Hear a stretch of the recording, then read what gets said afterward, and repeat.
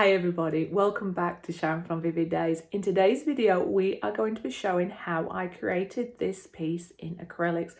I absolutely love the emotion in this piece. I love the wave lapping onto the sand and the 3D movement you're getting and that delicate sunset that's coming down. Sorry, I'm looking at the paint in there. So if you want to watch the rest of this video, you'll see me create this. It is in fast forward, so I do apologize. I am going to do more tutorials. And I am determined to keep sharing this kind of art with you because I absolutely love it, and I'm doing a collection of sunsets. So yeah, watch the rest of this video. But thumbs up, subscribe, share, comments are always welcome. Remember to come back and visit me and leave a comment. Let me know what you think to this. Anyway, I'm going to get off my soapbox. Hope you enjoy. We'll see you on the next one. Bye bye. I'll do my best to talk through. Here are the paints that I use through this, but the only thing missing is I do use a pink, and that is a fluoro pink, and that's where I get some of those subtle ones. So let me tell you the story or the back. What's going on? That's what I'm trying to say. Hello, Zeus. Now, I do have a reference photo, and don't be afraid to use a reference photo. Now, I'm not copying it and trying to make it photorealism. I'm just using it for inspiration with the colours, formation, how it could look, and I encourage you to do so. So I was fighting the elements on this day. It was a cool day. The rain had been around, but it wasn't fully raining. And I thought, you know what, there's a bit of sun in this area. Let me take you out there. But as you notice, the wind starts to build up. And at one point, it knocks my camera off, which you see. And then I have to go upstairs. At the minute, I'm just making sure that I've got all my tools and everything that I need. And having my cup of tea for my inspiration. Now this is a watch me video, which means this is all fast forwarded times 400%. Now I do apologise that this is not a step-by-step tutorial. However, I do have a mini version of something similar to this that's coming up for you, where it's in real time and we talk through what we're doing, and hopefully that will inspire you to give it a go. Or if you are proficient in art, you'll understand what I'm doing. All you're going to see with me outside is me mapping out my colour blocks, my sky, my sea or ocean, and my beach line. You can see the wind going here, and you saw me before just pouring water on my canvas. That was just to try and help the flow of that acrylics move around that canvas. Now I did do a little bit of work on this, which didn't record after my camera flipped over. But I didn't like what was happening, so you see me strip it back to these three colours. So when we're in my studio, if you can see little bits of pigment colours on my sky and it looks slightly different, that's the reason why. I just blanked it back out. I got my colour blocks back, and then I show you how I go through it. There is just one tiny little area where we missed a little bit of footage, so forgiveness. I thought I'd press play and I hadn't. All I'm working with these colours is the ultramarine blue. I have a little bit of turquoise, a little bit of white. When I get through to the sand area, I use my dioxazine purple, cadmium yellow, medium, and also a little bit of white until I make a nice sand colour. But I just thought you could, hang out in my garden for a little bit before we go up in the studio. Now, some things that I take into consideration when working on my landscapes, or should I say my pictures, is where do you put your horizon? Now, I didn't really pay attention to the photo, which I should have done. Now, I normally do my horizon just over halfway, whereas to capture the real depth of what I needed, it should have really been a third up, so quite a bit higher than where it is. Towards the end of my video, I have an aha moment, and I think, okay, something's not right. So you see me go back and bring my horizon slightly. Oh, here we go, timber. That's where I thought, you know what, it's time to go up. So here's where you can see that I blocked out my colours again with the sky, ocean and sand. Also, the sky is a lot flatter than the one I did outside, because when I worked on the piece that I didn't like and then blanked it back out, I decided that I just wanted to have a flat background and then build my clouds into it. So this is Vermilion, or Vermilion, oh, I can't even say it now, which when I add a little bit of white to it, it makes a nice peachy colour. And I start to angle where I think my clouds are going. And within this, I'm using my reference photo, not to make it photorealism, as I've said before, but just to understand where do these blocks of colour goes. And this is the beauty that I'm finding of working with acrylics. Yes, the frustrating part is the fact that it dries quick, but that's also the amazing part. So you'll see me go from the clouds to the ocean, to the sand, back to the clouds, and you start to think stages ahead of where you're going and giving the area a chance to dry. Now, I prematurely started to add a little bit of reflection here, but you'll see I do get it right in the end. But to start with, it was a bit of trial and error, and I bring it down, and you'll see me predominantly working on the clouds to start with, just to make sure I get that part that I'm happy with. Then I come and spend a little bit of time on the ocean, and a lot of the time you'll see that I do something I don't like it, I strip it back, and that's the beauty of painting. And this is why you shouldn't be too scared. As long as it's not bumpy and ridgy and you've got blobs all over it, if it's flat paint, you can paint over it and you can keep working at it until you find something that is pleasing to your eye. And sometimes you get there by error, and that's what, as to the words of Bob Ross, happy little accident. And then you start to work on it and build up. Now, I've added a lot of me stepping away from the canvas and stepping back to the canvas just to save you a little bit of time, because this is a long video. But I am constantly, if I make any big decisions, I step away, I have a look at it, I see where I enjoy and I don't. And a lot of it is building it up over layer, because every time you add a new layer, that's where you get your depth, and that's where it starts to pop, in my opinion. And everything that you've added before will still come through to some aspect. So have fun. Let your creativeness just go. Have a reference photo, but go rogue. Break a few rules and have fun, because the worst that's going to happen is you have to paint over it and start again, or you just edit out the bits you don't like and do like. And that's what I really enjoyed at this piece. Look, I've got my cup of tea there. And hashtag disclaimer, I do have to apologise.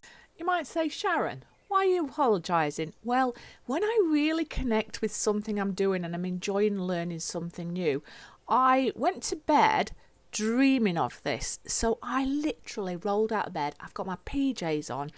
My hair's not done. My makeup's all down around my eyes from the previous night. And I didn't think you'd see me on the camera. So I just apologise if I scare anybody at this stage. However, I have chose to be brave and be vulnerable and still share it with you, because I want you to see me creating this in this watch me video, because I absolutely love the end result and I'm really proud of the end result. So please forgive me. Anyway, you've seen that I have added a little bit of the fluorescent pink along the way, and I've now started to add in a little bits of purple, and a lot of it is mixed with a lot with white just to tone it down, because I wanted some really nice pastel colours. And I still keep insisting on trying to bring it down to my water, and the bit of missing footage you'll see later, you'll see some of this reflection pull back and I pull it back to the turquoise colour. But I wanted you to still see this process so that you understand that it is a working process and it's an adventure, and that's the exciting thing. Now, on my reference photo, the sunset or the different clouds predominantly are on the right side of it, so I was trying to stick true to that. And then it sort of comes around to where it's more of a stormy stroke night clouds pulling in. So you see me edit bits out, you see me come back until I'm really happy. And I think with clouds, you can overwork them. So I was going really cautiously and trying to get them quite delicate, and then go back to them and add them up. You'll see there's certain parts when I look back on it now and I think, oh Sharon, why did you not leave that cloud there, because it looked lush? But sometimes you have to sacrifice things that you enjoy to get other parts to come true. And for it all to come together. So on my brush now, although I'd added a lot of white for the clouds, I've added a tiny little bit of purple to it, so that as I put it wet on wet, it's dragging some of that subtle colour. Now I have a paper towel in my hand and I take off a lot of the excess paint, so that I am trying to control how it distributes of the canvas. So I am now working on the left side, and you see me with different shades of blue. and white, and a very subtle bit of purple gets added into there to make it work. Now, with the clouds, the Earth's round. So I know it doesn't mean to say that all your clouds are going to go round or anything like that. What I'm trying to say is that's where you can have some fun, and some of my clouds are coming down and around to make it look like they're going above your head and down and distance. And what you're trying to do all the time is not be picture perfect, but to give enough information to tell your brain what it is that you're wanting the viewers to see or connect, because our brains are an amazing thing and they fill a lot of what's not there by just the suggestions of what is there. I think the hardest thing when you're doing a maybe a watch me, or whether you're watching somebody create, you might think, what are you doing?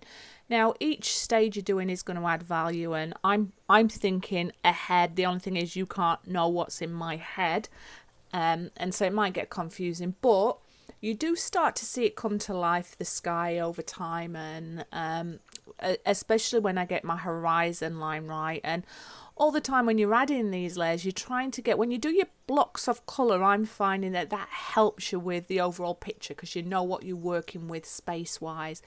I'm also loving very loose brush strokes. I mentioned about dabbing quite a bit of paint off in my paper towel, but also just letting the brush go freedom and just slapping it all over and not trying to control it so much because I'm not going for realism. To help bring your ocean alive, the colours that are in your sky, if you can bring that down. Now, I don't get perfect to start with. I keep coming backwards and forwards because there's a balance of you need it to be muted and slightly darker to the horizon line, but then you need to tone it through with your colours from your ocean. And that helps with that suggestion that it's far away, but also it brings the ocean alive if you can see some of that reflection of your sky in the ocean. So you did see me, I am cleaning my brush off a lot. I didn't go from the blue up to the sky. This is where you start to see me trying to bring now a few more highlights into the sky and suggestions at night, maybe where the sun's set with a few little bits of yellow coming through. I keep my yellow in the ocean until the end as real highlights, and that's just a personal choice of how you're layering it up. And again, at this stage, I'm just going with it until I'm really happy, trying to get the subtle blendings of the colours, and that can come from having almost a dry brush and, like, I think you call it scuffing. I think that's the official term, I'm not too sure. But you do see me start to bring some of the colours down into the ocean. Again, a little bit premature, but at least you can sort of understand where my brain's going. And now, you missed a lot of those clouds out there because my face was just really bad and in the way. And so I did remove those. But this is where you start to think of your horizon. Now, I find this particular part the hardest part. And you might say, Sharon, why? Well, it's because I do one and I like it. So then I might add another, and before you know it, you've got a whole formation. So you do see me take some of those away. Now, it is important that you do have some in the distance, but I think there's a balance of how many and how much and how solid. And you do whatever makes you happy. Whereas for me, I just wanted to strip some of them back, and to me, that's where I was enjoying, and I definitely could get carried away. And I think that's one of the things that when you're working on your sky and you work from dark to light until eventually you've got some real nice pops or suggestions of colours, those additional details that you do, like these bottom clouds that I'm doing just at the horizon line, can really add to that depth. So I think it looks quite magical. I think my sky is definitely looking like somewhere like where unicorns would live. I don't know if that's a positive thing, but I do absolutely love it. And at the minute, I still loved it, don't get me wrong, but once I get the balance of the ocean and especially of those waves lapping onto that beach line, because I have, again, added too much of the ocean too near the beach. So you do see me fight that back, but sometimes you want to overcommit with your ocean, because when you do bring it back, you're going to scuff it, and that's where you get that realism. And I think that's the thing I'm learning, is lots of different shades, lots of different brush strokes. Don't make it perfect, and that to me helps it look more realism. And I definitely am noticing that my brush stroke is improving. I think going from an elevated period within my art, and what that means is I feel like I'm learning, I'm growing, and I'm surprising myself with what I'm doing. And I don't mean that to sound big-headed or anything like that, but like when you've created some art and you think, wow, I did that, that's currently what I'm feeling. And this is why I am loving putting some of these paintings onto my channel and sharing with you. I know a lot of people prefer my resin art, but I am still going to do resin art.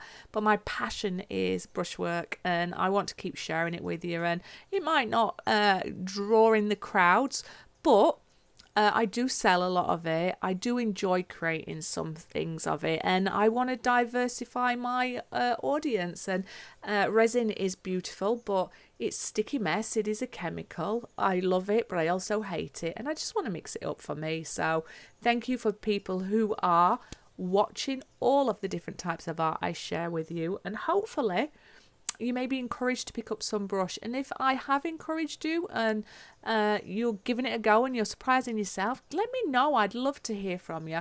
I'd love to hear what you enjoy painting. Are you nervous but want to have a go with paintings? What are you proud of? Let me know, because I do love to hear from you, and I do love to interact with you.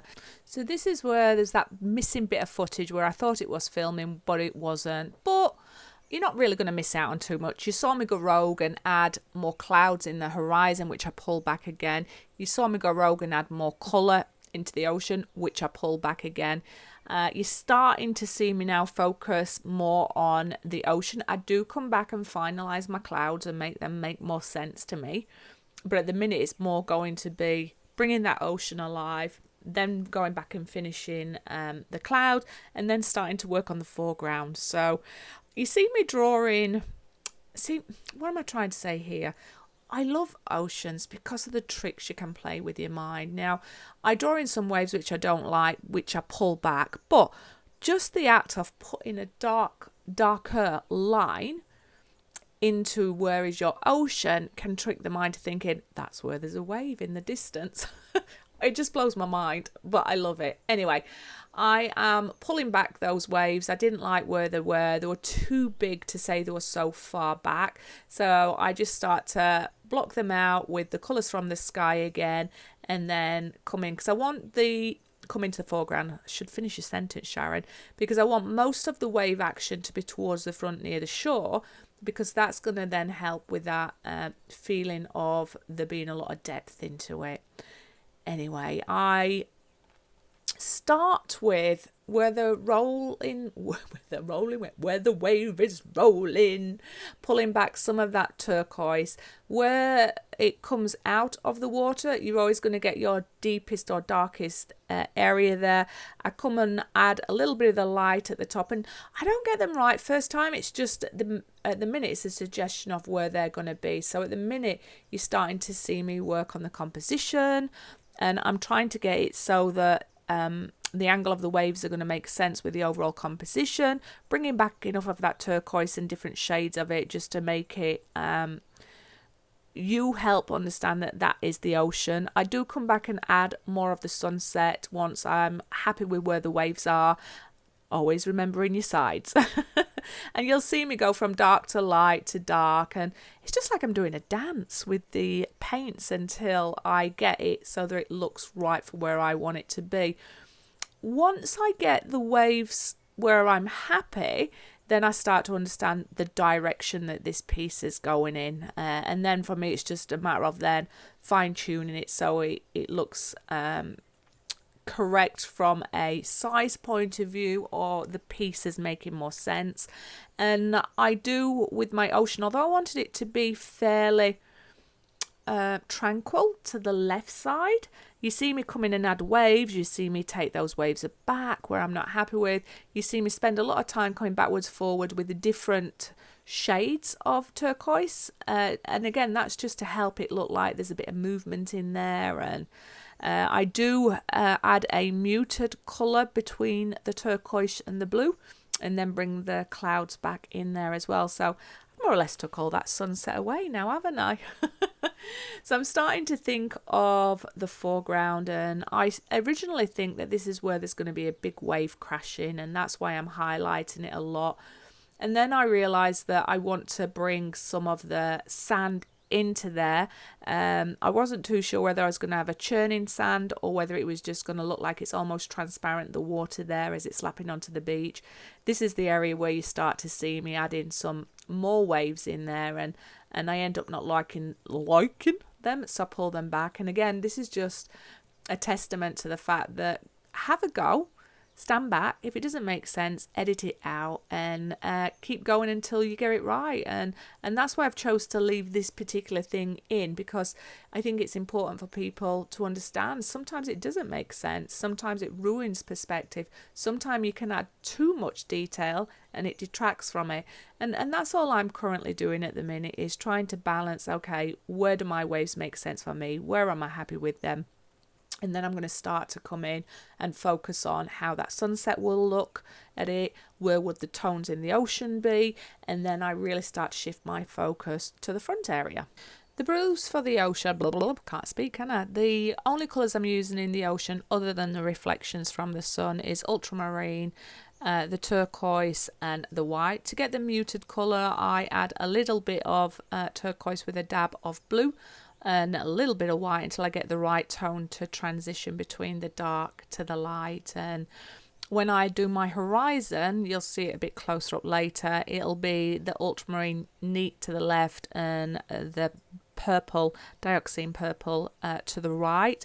Now, you never normally get such a harsh line between the ocean and the distance. One, because of the I don't know if you want to call it mist, horizon, whatever it is, or because it's curving.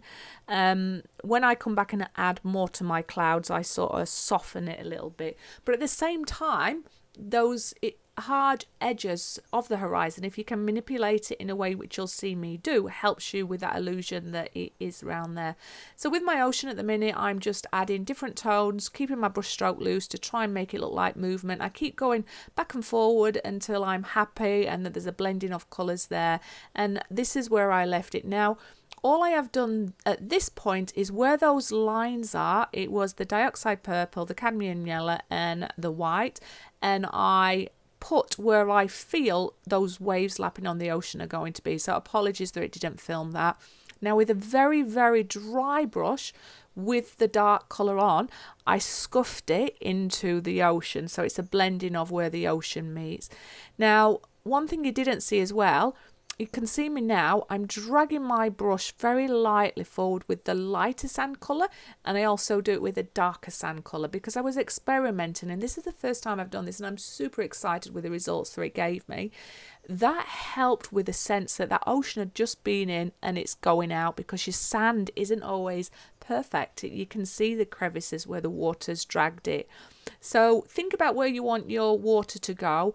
Always put the dark thing to start with, because that's going to help with the realism or the 3D of the wave. So I added where I wanted it to go.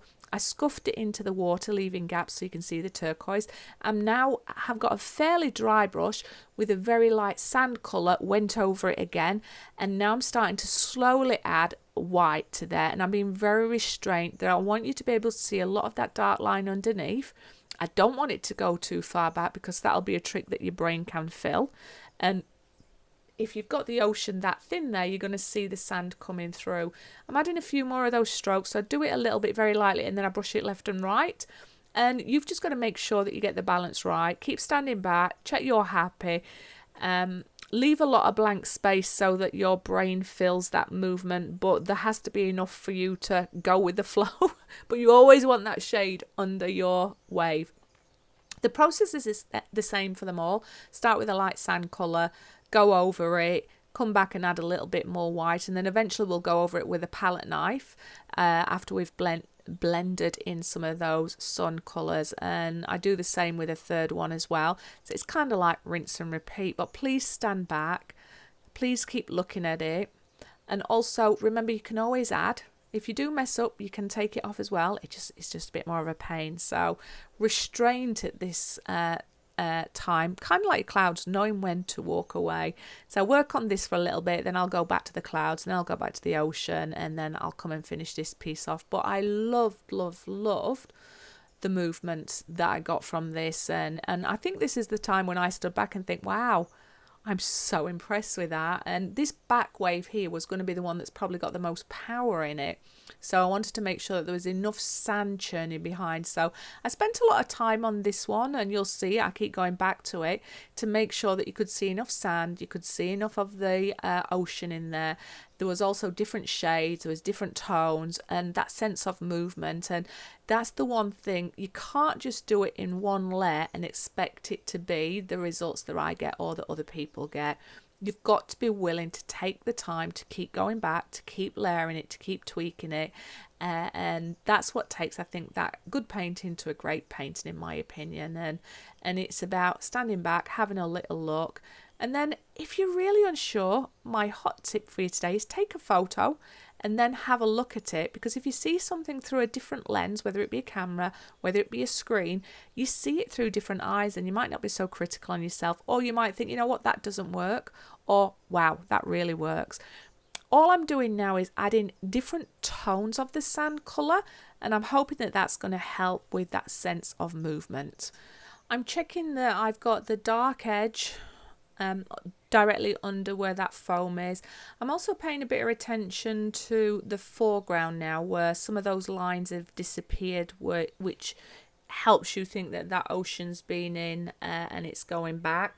Now with that, I was trying to balance it, so I do pull back and I do start to add lighter sand at the foreground. Currently I'm still working on the different tones for those at the foreground of the water, and adding those different shades really bring it alive and put that energy in. Anyway, you're going to see me now come towards the front of the sand area, so if you can take it really light towards the edge, that's also going to help with that 3D effect, and also make it look like that piece of the sand potentially has not had any water on there. So it's just about that suggestion, and it's about helping your mind see the things you're trying to tell it and tricking it. You'll see me go in there now, and I'm very subtly, so my brush is so dry, dragging through some of that pink from the sky and the peach, and I just do it very little, blending it through. There wouldn't be a lot of reflection on there, but I just want to help with that suggestion that it's wet and it's reflecting off there, and it's also going to bring some warmth into that piece there, and it's optional, you don't have to do it. I start to bring it into the ocean here, but I will pull some of that back. But as I start to add the wave at the front, I wanted to make sure that it was within that water currently. And again, at this stage, it's just a matter of doing a little bit, checking it makes sense, and then slowly adding life into your ocean. Now, just going back to those waves in the area that I'm at now, there's a few principles that the ocean will be the darkest at the point, I can't speak, where the wave is going to start to come out of the water. So if you always have a dark section at the bottom, that's going to help with it. And then obviously you have a slightly lighter area at the top, in theory. Not always, depending on the wave. And that's going to help you realise that that water's further out of the water and helps with that illusion. Anyway, back to the sunset, Sharon. I've made up fresh colours, the same colours that were used in the sky, and again very lightly dabbing my brush in it, so there's virtually nothing on there.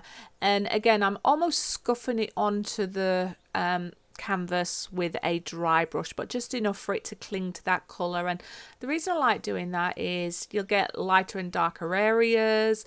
It might help with that suggestion that the water's moving.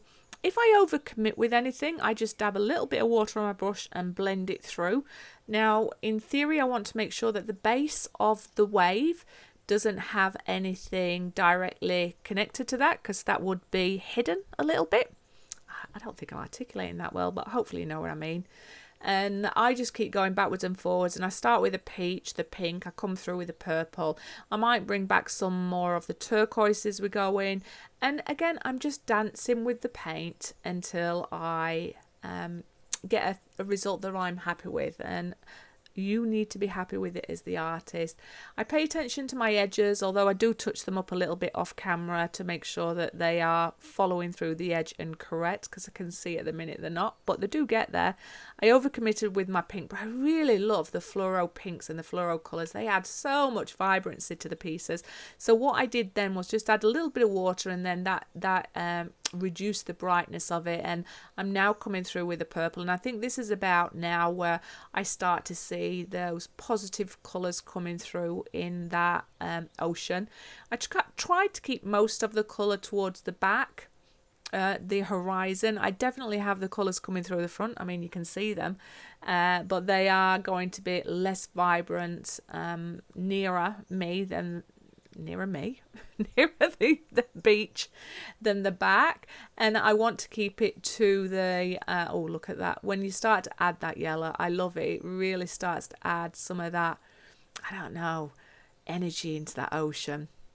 I bring it through to the beach as well, the sand, and that helps, I think, with that sunset feeling. I'm just jabbering on, aren't I? Highlights with yellow, and when you drag your brush slightly to across it, almost like a palette knife, like I'm doing there, your canvas will just grab bits and it'll be uneven, which will help with that rippling effect within the water. And I wanted to keep the left side almost turquoise. The sun reflection is not necessarily on there. I do bring some of the colours through, but I spend most of the time on the left just focusing on the different blues and trying to make the ocean is moving there.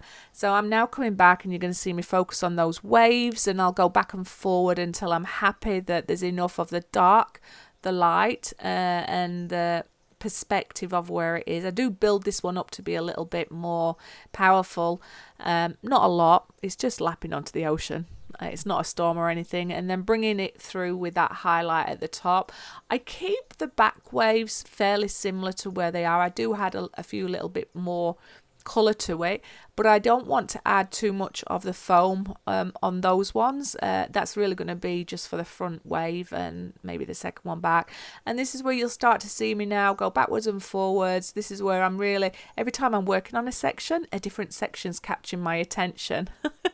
But with this front area, you have to wait until everything's dry before you move into the next part. So again, very lightly scuffing my water. And you can see me dragging down there. If you've got a lighter colour and you drag it down from your wave and then move it backwards and forwards, it helps with that suggestion that there's a reflection from your cloud or a just some movement. That's what I'm just doing there. It just helps a little bit.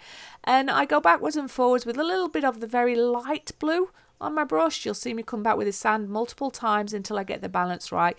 I then come in with the fine detail of my brush, add in the white foam, and you normally start with a darker colour to start with, like a dark white. Is there such a thing as a white? I add blue, so it's a subtle light blue, and then it goes to white. So I do it in 3 degrees. You'll see me come in with my brush, and I twist my brush and drag it and let the canvas grab it, and it almost makes those random lines of that water that's connecting to the froth at the front. I'm not really articulating myself. Oh, you understand what I mean. And the idea with the front is less is more, random, and gradiate your colours, have like a darker white and medium, and then get to the white just at the end, which is what I've got to do with those front waves.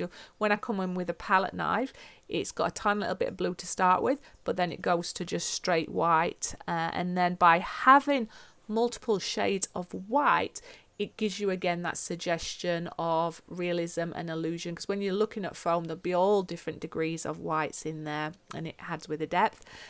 Going backwards and forwards to my waves, just trying to make sure they make sense, bringing through a little bit more of that turquoise, and we're almost going to be done with those waves in the ocean, other than you're going to see me work on the distance again, the horizon, where I'll come in with some masking tape. And don't be afraid to do that, ladies and gentlemen. Masking tape is good. If you can't get your lines right, it gets frustrating. So if in doubt, get your masking tape out. I think that's my new motto. What do you think to that? I think it's quite good, actually. If in doubt, get your masking tape out. Let's start the chant, people. So I'm spending most of my attention now just trying to get the perspective of the waves right. And to the left, I start working on trying to add different texture and different tones of colour in there. Trying not to overwork it. I didn't want to put any white crowns on there or anything like that, but just to create that movement on the left side. And again, when I start working on that side with the different shades of blue and turquoise, I only lightly have paint on my brush, and then I scuff it in to try and make it subtle. And then you keep working it backwards and forwards until it makes sense, paying attention to where your horizon is.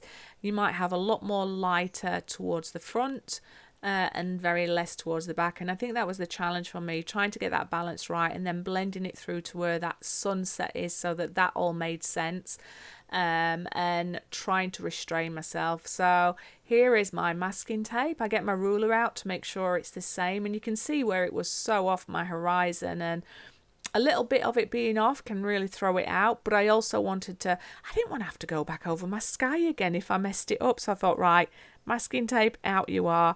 And it's just a neat ultramarine going to the left. I come through and it's the dioxine purple to the right. And then I start to make sure it's quite a harsh line.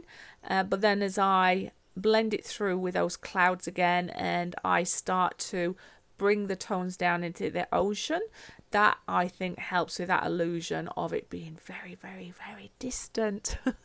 I'm sorry if my voice keeps coming in and out because I'm doing all this narrating, which I'm hoping you find value rather than just the music all the time. I keep twisting my head and looking around, so it's like it's going like I keep saying it, quiet and then loud. At the minute my brush was covering it, I was just making sure there was no splotch there, and I'm now trying to blend in the horizon a little bit with adding some more clouds and just making that all make sense at the bottom, and adding the highlights again and building in more texture into the clouds. And this is where I get a little bit, now Sharon, don't overwork it, don't ruin it, you don't want to have to go back and do it. But I really am pleased with my clouds in the sky. I absolutely love it. It feels like it's moving far away. It feels like there's a lot of energy in there. And I think the blending is really well. And I think how the left and the right come together, I really enjoy. You can see me folding. If you ever see me with my arm folded like that, that's me trying to be restrained, to not do too much. The things you discover about yourself when you watch it back. Now, if I had a stop button, I love that cloud I've just done there, but I go over it and then I work backwards and forwards until I get it back that I'm happy with. So it's not a total loss, but you know, you just think, no, why did I not see that cloud for the worth it was in the time? That's because I wanted to create more darkness towards the left. And anyway, it all works out well in the end, but it's amazing when you see things through different perspectives, how much you enjoy different things at the time. But that's the journey we're on. I'm just trying to balance the light at the top of the clouds, getting those darker clouds to the bottom left, and then trying to make it make sense how they blend in with each other. But let me know what you think to these clouds. Let me know what you think to this whole piece. I would love to hear from you.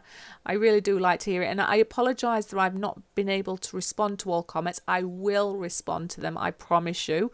Time's just been a bit poor for me recently, but I do read them as they come through on my phone. And I'm going to, in the next week, try to catch up with all my comments, because it makes me feel very stressed if I've not responded. It feels really rude. Anyway, I think I'm on the final stages here with the clouds, and look at that now. I just love the whimsicalness of it, and I love just the emotion, and I really am proud of them. Anyway, where are we going to next, Sharon? Oh, I'm still waiting on the horizon, trying to blend it all in and make it make sense. Yeah, that's right, I was doing that middle bit there. We're back to the ocean. So I am trying to bring the clouds down into the ocean again. And what I mean by that is just the colour, because that helps with the suggestion that the the distance, but also life in the ocean. Again, you have to be very restrained with this. You don't want to overcommit. I'm doing it to the left and to the right with a purple, just trying to get the balance right and just making it look like there's a little bit of movement in that water. And you'll see me come now with the darker colours to tone it through. Hopefully you'll get what I mean about the horizon starting to pop more and look further away when you start to manipulate it. And because I'm going slightly deeper at the edges than the middle, it helps with that illusion of that curvature of the world we live in. Anyway, what do you think? Am I making sense? Do you enjoy hearing me talk through these videos? I know that in my next tutorial I'll be talking through, but it'll be real time. This is a watch me, but I really would like your feedback. So at this stage here, I was a little bit nervous.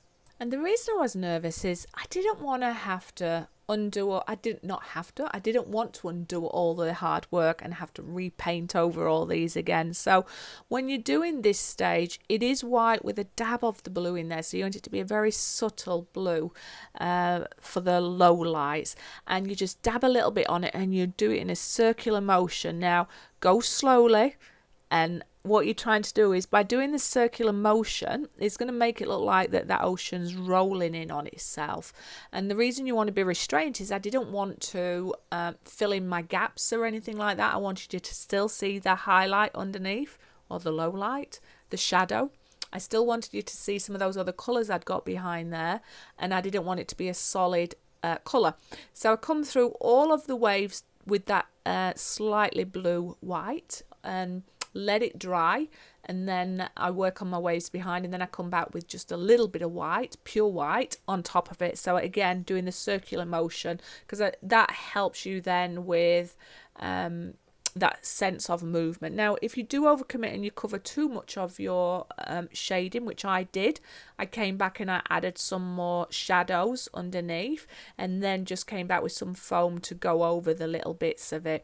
I do go very subtly. There's virtually no white on my palette knife, but I scrub it backwards and forwards a little bit to help with that sense of froth and movement in there. And really enjoy this piece. But it is a slow process, but it's worth it. If you try and rush it and slap a lot of it on at once, you're just going to get a solid blob of white, and that's not good. I mean, it's okay to see the odd bit where it sees like it's texture or there's a big bit of foam there, but just less is more, and slowly build it up. Once I've done these 3 waves and I've rubbed it over some of that water just behind it, I then start to work on the wave behind. And the wave behind, I wanted to be very restrained with that. I did not want it to have a lot of breaking foam on there, so I work hard to get the balance right. So this is where you can see me adding the shadow again, and I think it's just where you pull it back. If you've overcommitted, bring it back, and then you have to make sure you do get some of your white foam over it, because that's what makes it with that realism. But if you don't get the right amount of shadow under there, it's not going to look like it's as 3D. So it's worth doing it, and I graduate it out slowly, and then you see me work on the sand a little bit again, and it is just backwards and forwards, building up your layers, building it up until you're happy and it makes sense. And yeah, we're nearly at the home stretch, my wonderful people. I just want to say a sincere thank you to each and every one of you. If you've watched this whole thing, you are amazing, and I really appreciate you. And I hope that you enjoy me sharing this video with you. But remember, if you haven't already, give me a thumbs up, subscribe, share. It really does help my channel, and I do enjoy seeing your comments. And all I'm doing now is backwards and forwards, working in the different tones of the sand, building in my ocean, trying to get it to all make sense. And yeah, and this is where you start to get excited, because you think, I'm nearly there, I'm at the home stretch. But you do have to know when to walk away. Walk away, Sharon. Something you don't do often enough, but we're not quite there yet. We nearly are, but not quite. This is always the delicate part, that foreground with the water, knowing how much sand to put in there, how much white, how much blue, how to get the mixture right, so that your brain is tricked to know that that's water meeting the ocean. And you'll see me overcommit with the detail.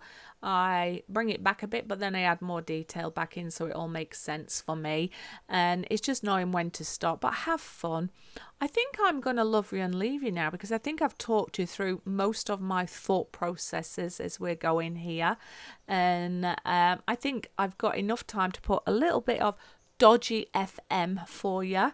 And yeah, I will love you and leave you and just say thank you so much for your support. I just keep working with the detail, and how much detail or how much time you work on getting it all right is up to you.